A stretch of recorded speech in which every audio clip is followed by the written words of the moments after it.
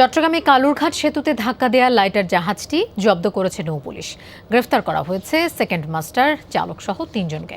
জাহাজের ধাক্কায় সেতুর একাংশের রেলিং ক্ষতিগ্রস্ত হয়, তবে কক্সবাজার রুটে ট্রেন চলাচলে বিঘ্ন ঘটেনি। এরই মধ্যে কয়েক দফা ঘটনাস্থল পরিদর্শন করেছেন পূর্বাঞ্চল রেলের প্রকৌশলীরা।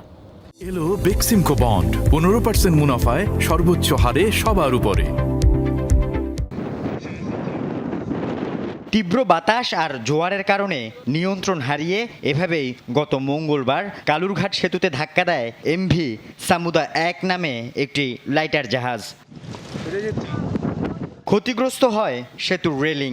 ঘটনাস্থল পরিদর্শন করেন রেলওয়ে পূর্বাঞ্চলের সেতু বিভাগের প্রকৌশলীরা। এই ঘটনায় প্রকৌশল বিভাগের উপসহকারী প্রকৌশলী বাদী হয়ে রেলওয়ের জিআরপি থানায় মামলা করেন। ঘটনার দুদিন পর অবশেষে ধাক্কা দেয়া জাহাজটি জব্দ এবং সেকেন্ড মাস্টার ফেরদৌস, সুকানি ইয়ামিন, ইঞ্জিন চালক সাজেদ হোসেনকে গ্রেফতার করে নৌপুলিশ। ওই দিন ঘটনায় যারা জড়িত ছিল এই ৩ জন লোক আমরা অ্যারেস্ট করতে সক্ষম হই।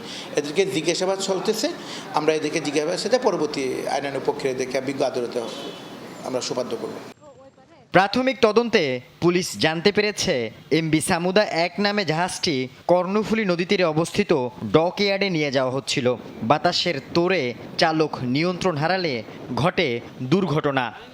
কালুরঘাট রেল সেতুতে আঘাতের পরে রেলওয়ে কর্তৃপক্ষ এবং রেলওয়ে পুলিশ সাথে সাথে এখানে উপস্থিত হয়ে রেলওয়ে কর্তৃপক্ষ আসলে টোটাল ক্ষতিপূরণ যেটা হয় সেখানে তারা টোটাল ৫০ লক্ষ টাকার মতো ক্ষতিপূরণ হয়েছে বলে দাবি করে।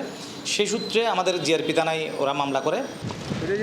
আল আমিন শিকদার, যমুনা নিউজ, চট্টগ্রাম।